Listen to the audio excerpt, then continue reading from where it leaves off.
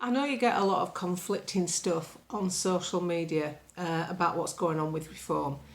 But while some politicians who've pulled away from the party and some commentators can concentrate on themselves and their blogging and tweeting, it's very much about them, what they're doing for themselves, creating parties or organisations or talking about the predicament.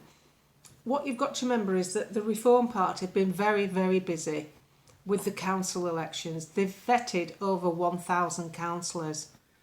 That takes a lot. They've organised branches. They've had to set up these branches. There's 30 odd branches in the north of England. There's another 30 odd branches in Yorkshire.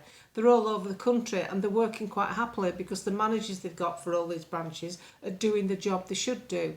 And in fact, I was told by a canvasser and a supporter that when they were in the Brexit party, there were two individuals that they said were standing in the way of that system working.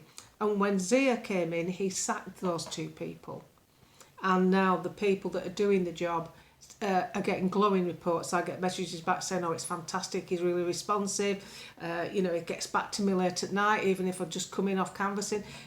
These people are out here. What really gets me is these are ordinary people who are going out, walking door to door in all sorts of weathers, pushing leaflets through, talking to people, going to events. They've got blisters on their feet. That's just ordinary people trying to make a difference. And I respect that so much. When I went to that meeting the other night and I was a guest speaker, it humbled me just how enthusiastic everyone was and how much they need to know about politics because they're believing stuff off the media and believing stuff off people who are dissatisfied with reform, who aren't necessarily giving it 100% correctly. Are they heck? And they're concentrating on themselves. And not one of them have posted anything about the council elections, despite the characters involved not having anything to offer you at council level. Surely they have the decency to think, well, I might be upset with this character, but all these people that are working hard deserve a first shot at the whip. Give them a chance, vote for them. No, there's been nothing like that on their accounts. It's been dreadful, so self-centred. Well, I'll back them up because I see myself in them. I see people just trying to make a difference. They're not politically experienced. They're having difficulties. One guy was threatened with not being able to let his kids go to the local school if he stood as a Reform candidate. What sort of world is that? So these people are taking a chance and they need our support, and the best way you can support them is to vote for them. Because that's what we need to change politics. We change it from the bottom, makes it difficult to run at the top. So I have an immense amount of respect for these people right across the country who are trying this from an ordinary level, who have just sat there in their homes and watched the gas bills go up and watched their energy bills go up and watched how much it costs them to fill the car with petrol and why the mortgage has gone up. Are they going to have to sell the house? These are ordinary people. These are vital problems, not our bloody political party set up when it's set up like everything else. This is irrelevant. What's needed is people who are going to change what's happening to us. And the quickest way to do this is to get in at council level. Let's face it, if you can stop councils spending money on carbon capture instead of cleaning drains and doing other stuff like that. I got told the council had just spent £1 million buying some new chairs. I think it was £1 million. Buying chairs. Why?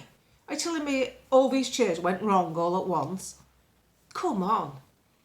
This is what you've got. You've got to have a Doge type thing going on with the councils. Because have you ever met anybody that's happy with how the council spends the money? Have you sat anywhere with someone on a bus or in a restaurant and said, oh, our council's doing really well? Have you ever seen that? I haven't seen that ever. So what you've got to do is you've got to change the format. And changing at council level makes it very difficult for the government to run anything because they haven't got the men in place further down the chain, have they? So that's what I respect. I respect ordinary people having a go at trying to make that change and people getting more active in politics. It doesn't mean you have to read documents and do what I do. What you have to do is recognise that we're being done over by the government and the rest of the parliament because they're all in it together. It's a uni party. That's the best thing you can do, is remember, you can't fall back on the Tories anymore. They don't exist. They're finished. They're not really Tories. They're not really Conservatives. They're infiltrated by Lib Dems since the coalition. Boris's wife, known to be left-wing, worked at CCHQ, the Tory party headquarters. That tells you everything you need to know about the Tory party. So what you've got to look at, it's not a safeguard anymore. And you know that yourself, because that's why a lot of people didn't vote. They trusted the Tories with the vote. It hasn't worked out. We didn't get Brexit.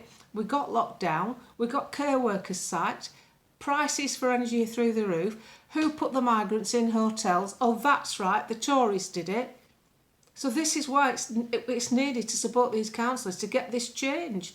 And then it can follow through. And then when there is a general election, the new party, call it Reform, the new party is set up with people in place to make an infrastructure that can become a government. That's what I'm looking forward to, and that's what I'm working towards.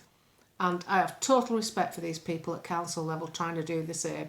Because a lot of what's being talked about in these councils is narrative. They're getting central government policy that's not based on facts, and we need people to prove that to the other councillors. And unless you get people in place, it can't be done.